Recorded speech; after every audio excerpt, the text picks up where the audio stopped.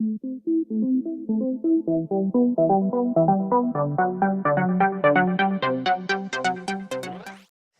my name is Alexander Durst, and I am the Chief Development Officer for the Durst organization. It is an honor to be here at the Council on Tall Buildings and Urban Habitat's 15th Annual Best Tall Building Symposium, and to accept the award on behalf of the VIA 57 West team as the America's winner for the Best Tall Building 2016. And of course, a great honor to be one of the contenders for Best Tall Building in the World 2016. So we represent, Kai-Uwe and I represent a small fraction of the team that helped to complete VIA 57 West. Here is many of the other consultants and architects that helped us complete this building. So I just want to chat briefly about the Durst organization to help set the stage for our thought process on why we built what we built at 57th and 12th in New York City. So we're a fourth generation family real estate company. We own 11 and manage own 11 office buildings in Midtown Manhattan. Here in the forefront are two of those buildings, One Bryant Park on the left, 4 Times Square on the right. And we are also the manager of One World Trade Center at the southern tip of Manhattan, which was voted best tall building in 2015 in the Americas. So just to talk a little bit further about our history and the VIA 57 West, we mainly own office buildings here in Midtown Manhattan. And our family's history has always been to venture into new areas, undeveloped areas, and build those, help to build those markets as they're being developed. So here, we began on 3rd Avenue as the elevated trains were coming down, and then we ventured to 6th Avenue. Before that was the office building thoroughfare that it is now. And at the turn of the last century, we signed a land lease at 57th and 12th. So this site, as I mentioned, is right on the Hudson River and is a very complex site to build. When we signed the land lease in 1999, there were no other residential developments on this site. What there was a massive brownfield site with significant amounts of petroleum contamination and as well as chlorinated solvents contamination. To the north, there was a power plant which supplies electricity and steam to the city of New York, a waste transfer facility, and to the south, a storage garage for Department of Sanitation garbage trucks. So this is the site as we first started with it, a very challenging site. We went through a number of different types of conceptual plans, including a data storage center, a private school, auto dealership, a hotel, a number of residential designs that simply didn't work out. And fortunately for us, my father Douglas bumped into Bjarke Ingels, and the rest, as they say, is history. I'll turn it over to Kai-Uwe right now to talk a little bit more about the genesis of the design for the building. So as you see here, it is the site that's sandwiched between the power plant on the left and the sanitation building on the right. So not exactly neighbors that you exactly want to look out at. So we are super excited to be here today because, again, we're talking about a very historic moment right here in Chicago. Our building today is actually just a few meters shorter than the tallest building in 1908, the last time that the Cubs won the World Series. So we think that this is a really, really sort of tall building gesture. Well, consider New York just 50, 60 years ago. The entire waterfront was an industrial, commercial waterfront. It was not actually a place that you wanted to live. People lived along the edges of Central Park. What has transpired over the last 20 to 30 years is remarkable. The city has actually made a green edge from the Hudson River Park that leads down to Battery Park City, to the Battery. You have Governor's Island, and you have the Brooklyn Bridge Park. All of these parks have now changed the dynamic, and people are actually moving to the water's edge. So here we are on the west side of Manhattan, between that power plant and the sanitation, and you can see the green park sort of coming along the waterfront and then popping over into our site. So the courtyard actually becomes this ability to bring that green space into the urban center. And we had a sort of iterative process of going through a lot of different ideas, and then the courtyard sort of popped in, as you can see, sort of 2/3 of the way through, and then we basically pushed and pulled to find out exactly how that courtyard could actually work in this urban setting. So courtyards are not anything new in New York. People have been building courtyards. Even the Hearst building that was just presented was a courtyard. This is London Terrace from the 1930s, 1,800 apartments with a very, very large courtyard, very beautiful inside the city. And, but 50, 60 years ago, you started having the Lever House, the Seagram's building, and towers on podiums started becoming kind of the typology of choice, not only for commercial space, but also for residential. And what we basically are asking the question is, if you take the skyscraper typology and marry it with the courtyard typology, what do you end up with? Why? A court scraper. And that's basically the idea that we can bring an entirely new species of living to New York and to other urban cities around the country. Here we have almost a full city block. We have the European courtyard, which typically is on ground level. And the Helena building is also by the Durst organization. We were to preserve most of the views. One thing that we do is we raise the courtyard to the second level. Then we take the northeast corner and pick it up 44 stories tall. And we still maintain all of those views from the Helena that was built 5 years previously. The sun comes in from the south to bring much needed light into the courtyard. So this is basically the genesis of how we came up with the court scraper. And it is also the idea that what Central Park is at the urban scale, the courtyard is to the building scale. And even the courtyard is dimensioned exactly to the same proportions as Central Park, just 13,000 times smaller. So we are very excited to sort of get more into sort of unwrap it and tell you a little bit about the construction. So a little bit about the construction of the site. So the concept of design is absolutely genius in its simplicity. It's simply a courtyard building with one corner raised way up, or as Bjarke likes to say, one corner lowered way down. But as you can see from this video, the construction of this building is entirely complex. Fortunately for us, some of the best engineers, architects, consultants work in New York City and were employed to work on this job. So let's talk about this sloped facade. There are a number of factors that had to be considered when building this building. Foundation, facade maintenance, rainwater management, and importantly, the preservation of the stunning views of the Hudson River. So let's talk a little bit about the foundation. The foundation, this building is not your typical high-rise building. The base is 500 feet by 200 feet wide. Very, very wide as compared to most high-rise buildings. And to complicate it further, the bedrock on the eastern side of the building is very shallow, with shallow groundwater. And on the western side, the bedrock is very deep. And so the foundation actually had to be anchored down on the eastern side to prevent hydrostatic pressure from ruining the foundation.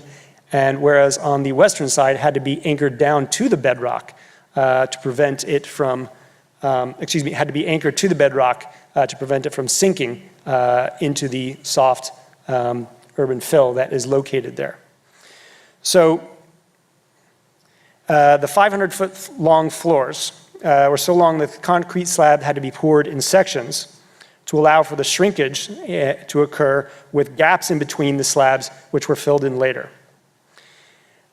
We also had to account for water modeling, rainwater. It rains just as much in New York City as it does in Seattle, about 4 feet a year. However, whereas in Seattle, it's a steady trickle of drizzling rain, in New York City, there are significant downpours of water several inches in a very short period of time, frequently less than a couple hours. So a very complex water model was created to model those downpour events. Also, we wanted to maintain this sloped facade. The sloped facade was maintained by custom-designed BMUs that were suspended by rails that went along the sloping edges of the building. And they traveled along gravity lines, rails that traveled down the facade.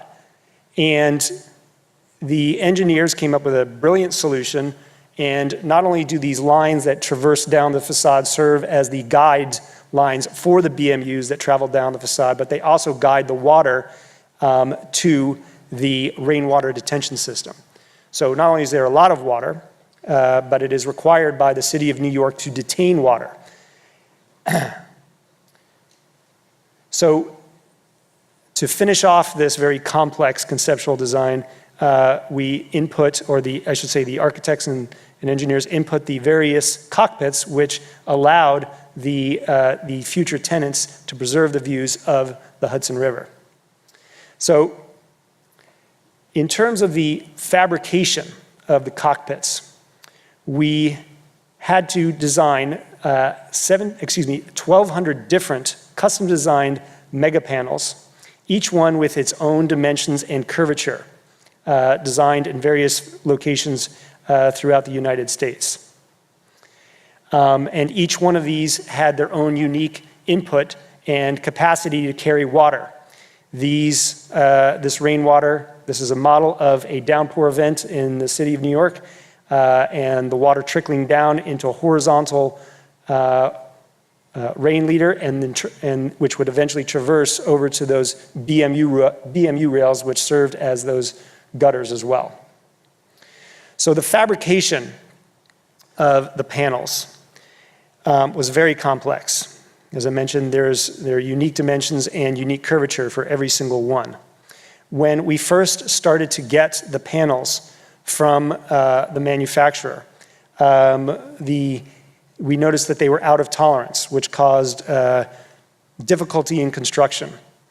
So the contractor, Ingels, who did a fantastic job here, invested about $500,000 in this little device here, which is a GPS-enabled surveying tool which could scan the panels as they were being built and produce this rendering to show how much they were in or out of tolerance.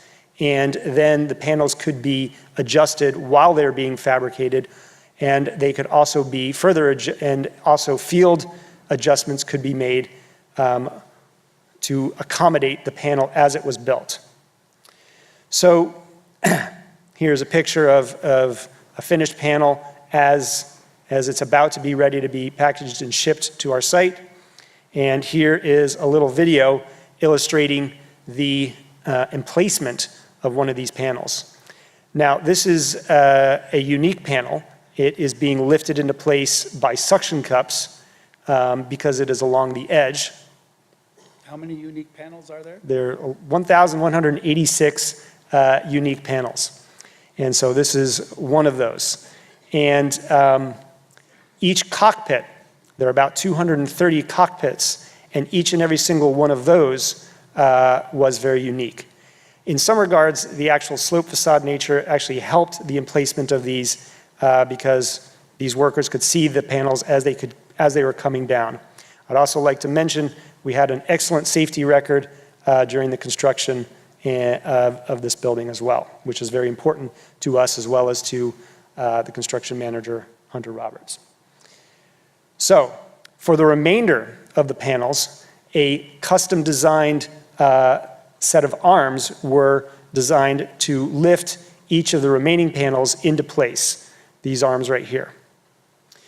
So to accommodate the panels as they were being in place, a universal joint, a custom universal joint was also designed, pictured here in the upper right. As you can see, this joint has a sleeve which can allow this receiving section to be moved up or down, turn in place and pivot to make final fine-tuned adjustments.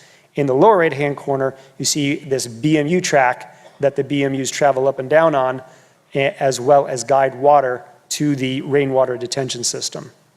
So here is a rail as it was being built, and here's a little bit closer to the final product itself. And this is a picture, I like to call this the accordion BMU because it actually accommodates the curvature, and those little wheels are approximately where there are little steps where the BMU itself can adjust a little bit to accommodate the unique curvature of the slope facade. So not only does that BMU travel down the slope facade, but it also can flip over that BMU rail and go up and down this sawtooth here as well.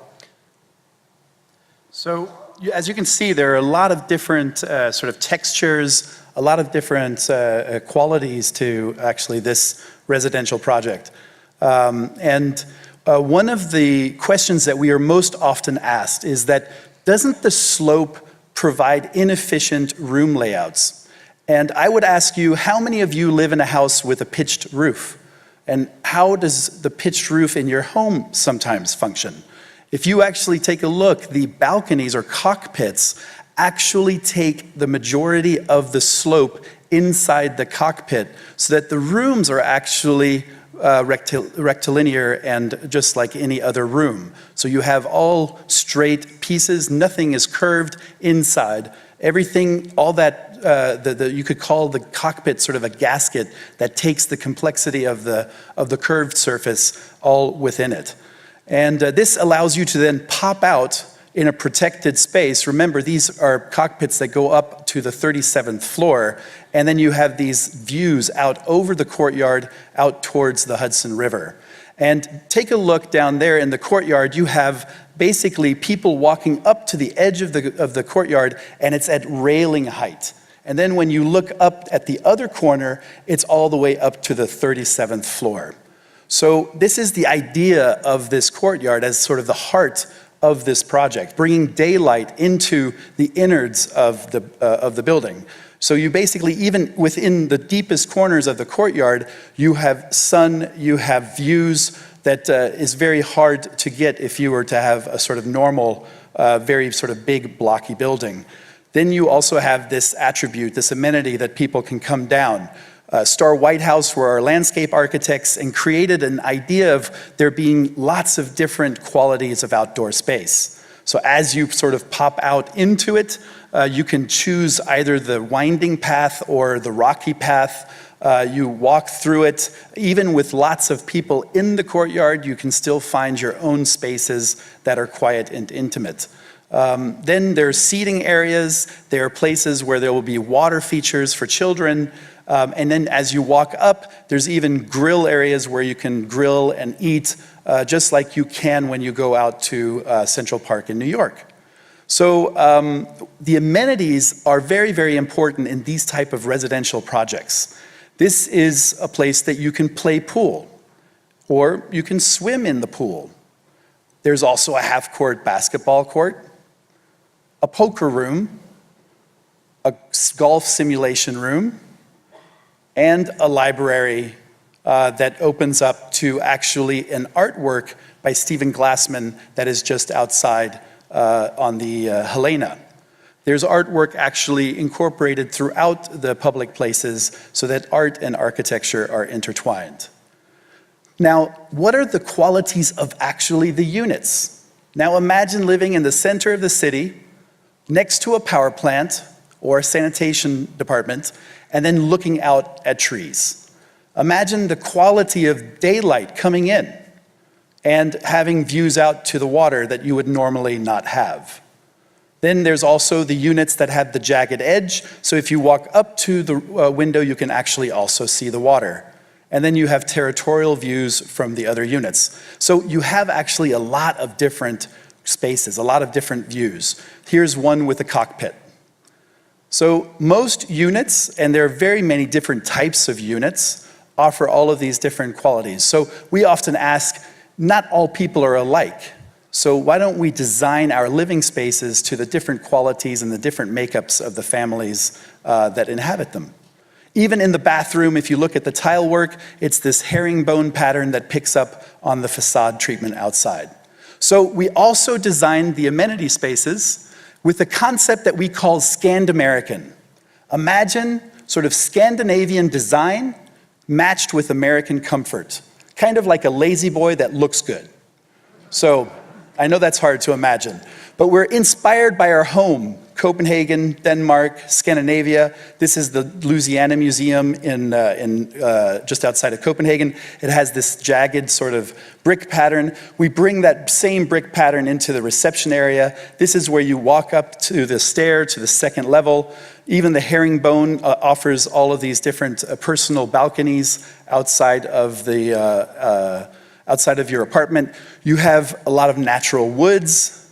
Your mailbox is an area that you actually like to stay and meet people. And we've designed actually fixtures and furniture specific to this project. This is the Silverback with Louis Poulsen. It's in all of the hallways, 660 lights. And take a look at the wallpaper. The wallpaper is the Noli map of Rome, which celebrates the courtyards and public spaces in figure ground. So we are sort of, even in the wallpaper, talking about how the importance of courtyards in our history. Even sort of all Scandinavians love daylight, so we shift the boxes of the children's playroom so that the daylight from the courtyard can move through that wall into the play space. And here's the furniture that with Fritz Hansen, the West 57th chair that you can find in the public areas. So this is a building that in many ways has a lot of different qualities that we feel is really wonderful in terms of bringing this to a city like New York. There's also the Helena that you see there on the right. So that is also to be considered sort of as a combination of the Helena, the courtyard, and this is the latest project, Frank, so that these three projects all connect and make a home on one block of Manhattan. So I'd like to sort of bring it back to what it's all about, and that is Sven. So this is our youngest construction worker, and people ask us why it is we do this, and this was a very complex building to build, and we could have done something simpler perhaps and built it more quickly, but we wanted to do something that was iconic, that would last for generations, and we build for future generations. And people will enjoy this building for generations to come. And in that regard, we built the building as sustainably as possible, paying special attention to the constituents, the ingredients of all the materials at site, recycling specifically paperboard, metals. We expanded the Blackwater treatment plant next door to provide more recycled water. We have hybrid water source heat pumps in all units, LED lighting, demand-controlled ventilation to monitor CO2 in spaces that we control, programmable thermostats, no smoking building, and separation between residences to mitigate fumes from one residence to another. And the building is meant to be relatively affordable. 20% of the residences are affordable units, only $600 a month approximately, based on a tax program through the city and state of New York, whereas the remainder are rental residential units.